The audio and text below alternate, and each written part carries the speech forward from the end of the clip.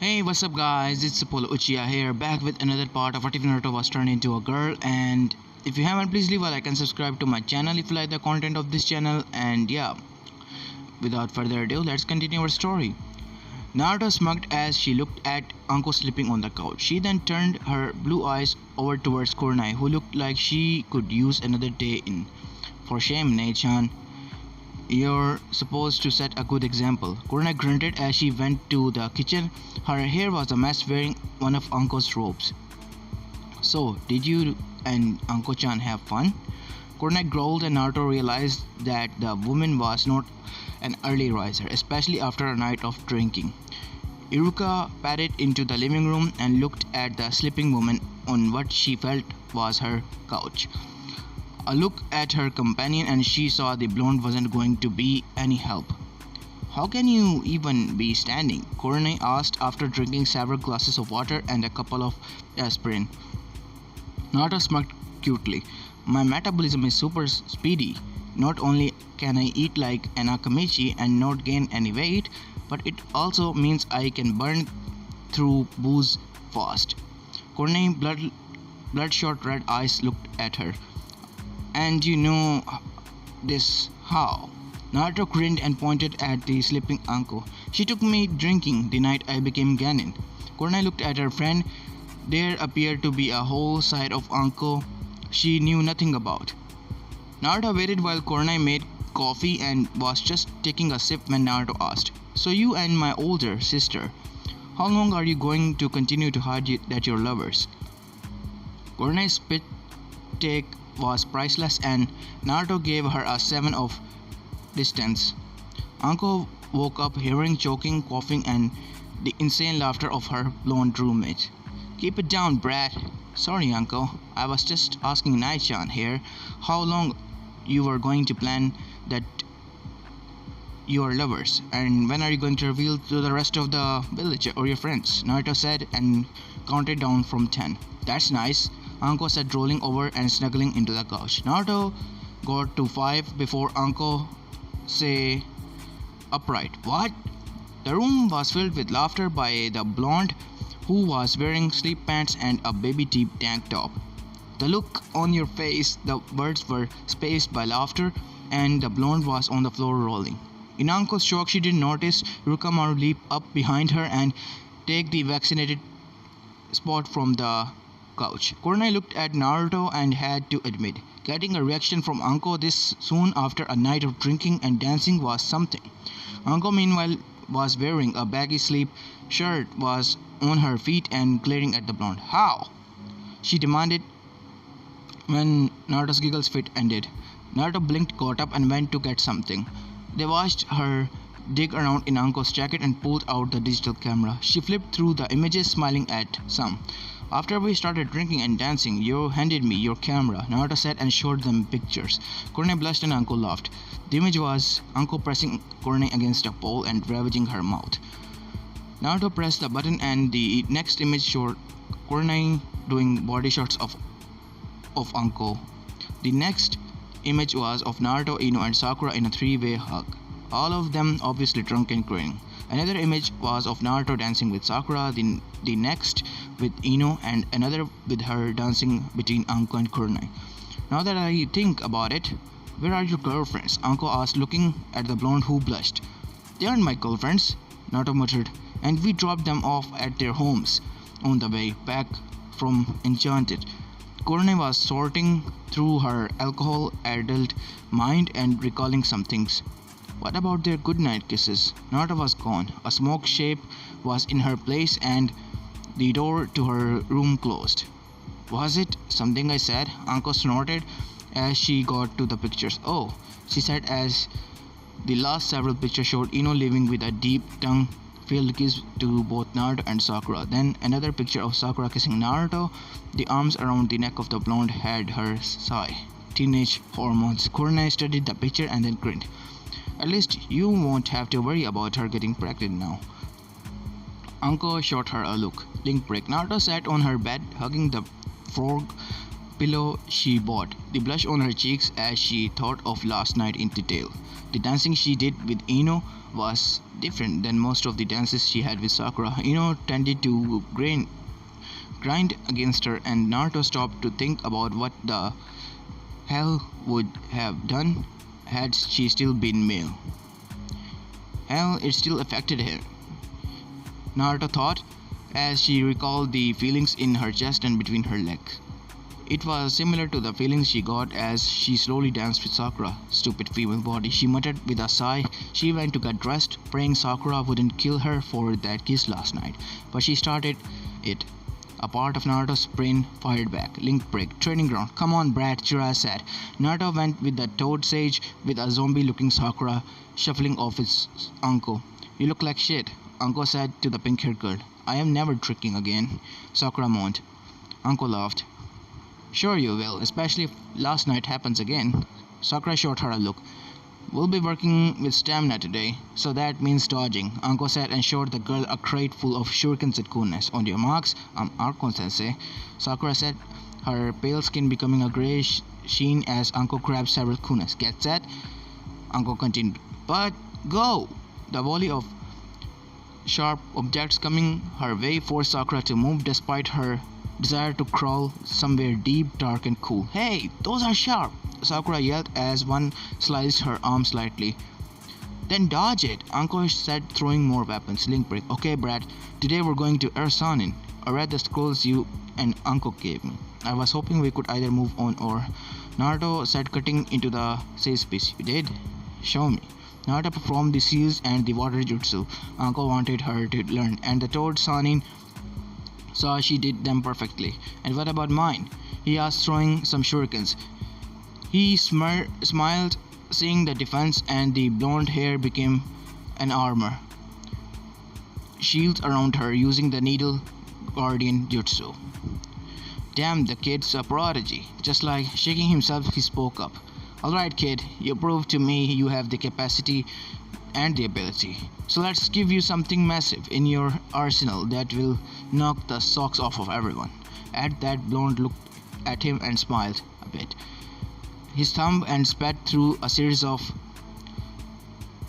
He bit his thumbs and went through a series of hand seals. Summoning jutsu. A puff of smoke and Naruto saw a large toad. I need the scroll, Jiraiya said. The toad made a gagging sound and spat out its tongue, and a large scroll came. Thanks. Jiraiya opened it, cut your hand and put your palm print there and sign your name underneath it. He watched as the blonde blue eyes looked over the past name of the Toad Summoners, and he saw her looking at the name that came after Jiraiya's. Naruto pulled a kunai and sliced her hand, and put the bloody handprint, then her name in blood. Jiraiya nodded. Now, copy these seals, he said after rolling the scrolls back up and slinging it over its shoulder. Naruto watched the hand seals. And how do I know what to summon? She asked after repeating them flawlessly 10 times straight. Visualization, intent, and chakra. You visualize the size of the toad you'll need, your intentions, and the amount of chakra you put on. Naruto nodded. Good thing the fox is gone and I'm not fighting to control my chakra anymore. Jiraiya smirked. You're losing the fox was like removing 1,000 pounds of dead weight. You've been wearing away all this time and fighting to master control. You now have the control and a nearly limitless supply of chakra. Jiraiya had Naruto practice the seal several more times. Alright, let's give it a shot. Remember what I showed you. Jiraiya took several steps away and watched as Naruto performed it perfectly and said, Summoning Jutsu. A large puff of smoke and Jiraiya looked up and up and up. Ah shit. Jiraiya! The moving voice of a boss toad yelled after the smoke cleared. Jiraiya! Why have you summoned me? Well, the bear's just like her father. Jiraiya thought, correcting himself. She summoned the boss toad on her first try. Now, how do we get them to talk?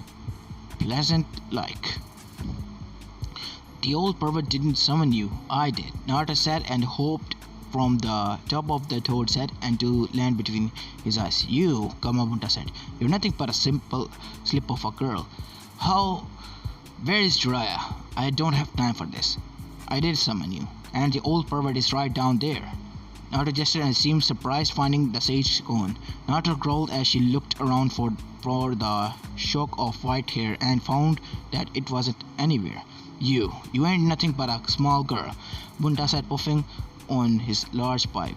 Naruto stomped her feet. You listen to me, you overgrown wallet. I did summon you, and you will do as I say. I used a lot of chakra to get you on my first try, and I am not going to be talked down by anyone. Especially if we're going to be partners. Partners? Bunta asked. Partners. We work together to protect those precious to me, and we show them all that I am not the dead last, and I can protect Konoha just as well as the old man. Gamabunta's eyes crossed as he looked at the whisker marks blonde on his snout. Something about this girl that is familiar. I just can't place it. You want to be my summoner? Then you're going to have to prove your determination to me. Stay on my head until the sunset. Then we'll talk. Naruto gulped. She looked how long it would be. Then she narrowed her eyes and glared at it. Fine.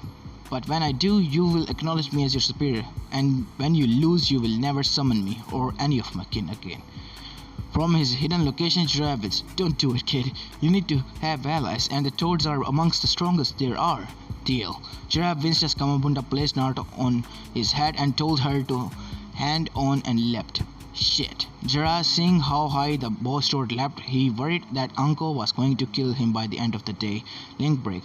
Anko and Sakura, not too far away, heard the discussion between the blonde and the boss sword, and they were about to say something when Naruto agreed, and moments later the toad leapt high into the air. They heard Naruto screams, and Anko was about to summon snakes to hold the toad down when they heard Naruto's laughter and realized it wasn't a scream of fear, but of exhilaration. She's going to give me premature grey hair, Anko muttered and turned back to Sakura, who despite her hangover was wide-eyed watching the toad in the distance now. Back to work, Anko said. Sakura did what she was told, but Anko saw her eyes going in the direction of a certain blonde, and she couldn't help herself. Really, she couldn't. If she's a screamer for this, wonder what else will make her scream. Anko counted down for 10 to see how long before it would sink in. She only got to 8 before her pink-haired student was blown back by a nosebleed that would even make Hokage and Iruka envious. Anko smirked, and she got a 9.95 for the liftoff, but only a 1 on the landing. She grinned before turning to see the boss toad take to the air once more. Damn, is he trying to put her in orbit? Link break. Teammates training ground. Kurenai looked at her students and sighed. Kiba had been released this morning but was on the injured and inactive list for the next several months. Hinata was also on restriction due to Neji's attack. Shino was the only student she had that wasn't injured, but his training wasn't taken over by his father, as Kurenai had nothing she could teach him without his teammates, and he had to say that the final decisions for his son. Sensei, Hinata said, getting her attention. She noticed the Hyuga hairs was as far as possible from Kiba, and that was for the best, because Hinata, when Kiba showed up, has shown there was a raging inferno of temper inside the timid shell, and if Shino hadn't held her back, she would have sent Kiba back to the hospital. Yes, Hinata. Have you seen Naruto? How is she? Kurenai knew Hinata's crush from when the blonde was a boy. She wondered how this would turn out. Naruto is adapting to the changes that she was forced to undergo. Kurenai said, her red eyes taking in all 3 of her students as she spoke. The mental trauma of what happened to her and the physical changes have been dealt with by herself and several others. And Naruto is retraining herself to understand her own body. Kurenai sensei. Kiba was softly getting her attention. He wasn't loud or brash. Right now he was being more soft-spoken than Hinata. The fear the Hyuga put in him had woken up him for more than anything his mother and sister had said to him while in the hospital. Yes, Kiba. Naruto's a chick now, Kiba said, finally getting his thoughts together. Should we have a new name then? Kurenai shook her hand. No, Naruto refuses to lose the last thing that is hers. Everything in her life has been taken or broken. She refuses to give up her name that has been hers, and I understand that. I need to apologize for my action towards her, Kiba said. You do. Kurenai said, seeing Hinata clenched as she looked at her teammate. So Naruto will be in the finals still, Shino asked. Yes, Shino. Her new sensei is working with her as well as the specialist to help Naruto relearn all that she had been lied to about at the academy and Kakashi had failed to correct. Her team looked at her confused and she explained. Kakashi played favorites and ignored the other two members of the squad, Team 7, and was only teaching Sasuke. And Naruto still kicked my ass. I almost pity her opponent in the finals. Because if Naruto kicked my ass under all that and undertrained, she's going to make much out of her opponents in the finals. Konesma sensei. Can we see Naruto? Hinata asked. She tried to find the blondes on her own, but the blondes' apartment had been abandoned and she had no idea where Naruto lived now. She had missed her at the ramen stand several times and couldn't find her training grounds. I'll ask her sensei. She's very protective of Naruto. She glanced at Kiba. And I have become as well, she said. You? Hinata asked, her eyes widened in surprise and question. Korne smiled. I've been helping her with her changes and understanding with a woman's body. You know what I mean. She saw Hinata blush and Kiba had a trickle of blood coming from his nose. His eyes unfocused and Korne thought it might be her hangover. But she couldn't help it. And from what I saw, Ino and Sakura thinking she's wonderful dancer and kisser. Kiba now was blown back by the nosebeard and Hinata's blush took on an epic proportions and then her face paled and her eyes took on a hint of steel. What were those bitches doing kissing my Naruto?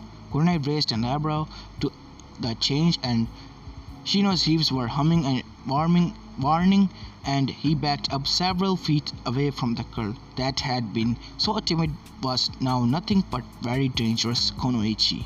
Oh boy, Korne muttered. Now what? She thought, looking at her usually timid student. Link breaks. Training grounds where Jiraiya and Naruto were. Jiraiya winced as the blonde seemed unstoppable and he could tell that Bunta was getting tired. Made a miscalculation about this time. Jiraiya thought as Bunta leapt were getting shorter and the old toad was gulping the air. He worried when Bunta landed in the lake and he thought that Toad tried to drown the blonde. That was on his head. Now that just fighting dirty, Bunta, the Toad Sage said as he watched from the cliff. She dies, you dies, Anko said from behind him. She had finished with Sakura and the girl was currently asleep under a tree, exhausted from the abuse Anko had put on her earlier.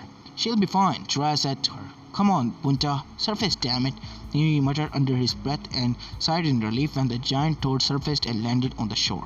The soft blonde on his back said something and Bunta shook. Oh, brat. Jiraiya watched as Bunta shook harder. What the hell were you thinking, teaching her how to summon? Anko demanded, watching as Bunta leapt again when shaking didn't dislodge the blonde.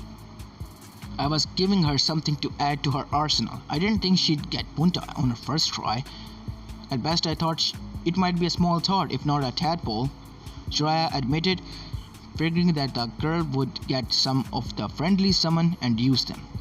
She summoned the old fart on her first try, and they traded insults and neither refuses to back down. Can she last till sundown? Anko asked. Jiraiya shrugged. It might be close for both of them. Bunta probably thought he'd be rid of her hours ago. Jiraiya looked at the sun. 3 more hours, he muttered and saw that both the toad and the blonde were getting tired, but pride and sheer stubbornness was keeping them going. Come on, Gaki, Jiraiya muttered as the blonde used chakra to hold on. Anko shook her head.